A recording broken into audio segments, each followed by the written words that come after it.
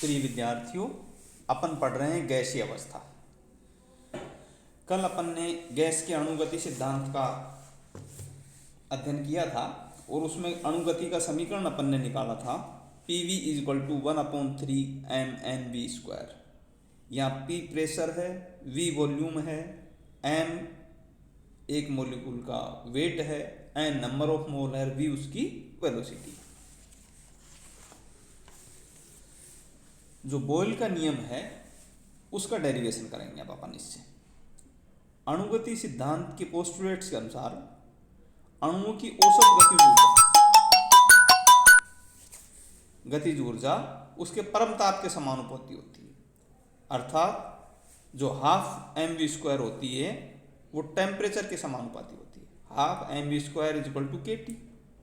दोनों तरफ 2/3 से मल्टीप्लाई करोगे तो 1/3 mNv² = 2/3 nKT या PV = 2/3 nKT।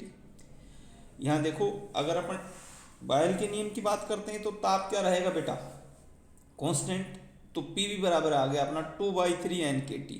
N number of mole constant, K constant और T टेम्परेचर अपन ने कांस्टेंट ले रखा है। तो 2/3 nKT सब मिलके क्या हो गए? कांस्टेंट। अतः PV बराबर क्या आ गया? ये कांस्टेंट। फिर है चार्ल्स का नियम। अपन जानते हैं कि PV बराबर कांस्टेंट आया था तो V/T बराबर 2/3, इससे ही आया था अपना PV बराबर 2/3 nKT से।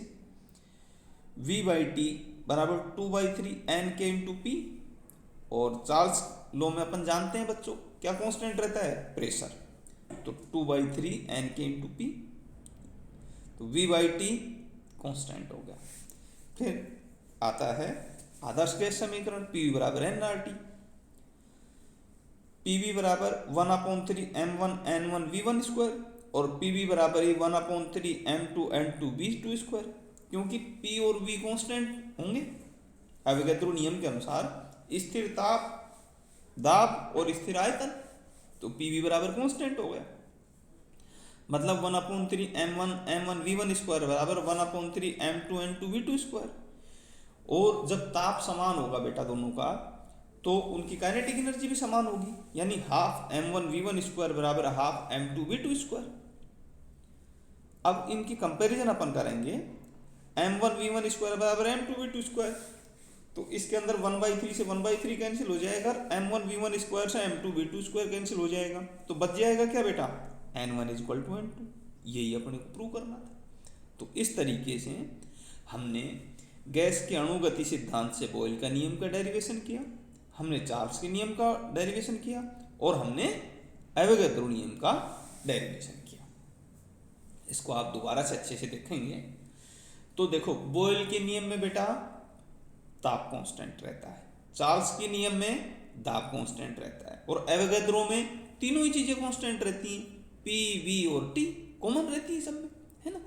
तो जब बॉयल का नियम ड्राइव करो तो अपना फॉर्मूला था ½ mv² प्रोपोर्शनल टू T, यानी जो गतिज ऊर्जा होती है, ये तो नियम भी था उसका, अणुगति सिद्धांत का पोस्टुलेट भी थी ये, कि जो गतिज ऊर्जा होगी वो परम ताप के समानुपाती होगी। जितनी ज्यादा गतिज ऊर्जा उतना ज्यादा परम ताप। ठीक है? ताप बढ़ाने से गतिज ऊर्जा बढ़ेगी। इससे ड्राइव कर सकते हो आप बॉयल्स लॉ को। फिर अब अपने को दाब कांस्टेंट रख रहे हैं तो P को इधर ले जाओ, ताप कांस्टेंट रखना था तो T को इधर ले गए थे अपन। ठीक है? और एवोगाद्रो के अंदर तो अपन सभी को कांस्टेंट रखेंगे, P, V और T को। जब कांस्टेंट रख के इक्वल करेंगे और फिर गतिज ऊर्जा का फॉर्मूला लगाएंगे तो अपना n1 = n2 आ जाएगा।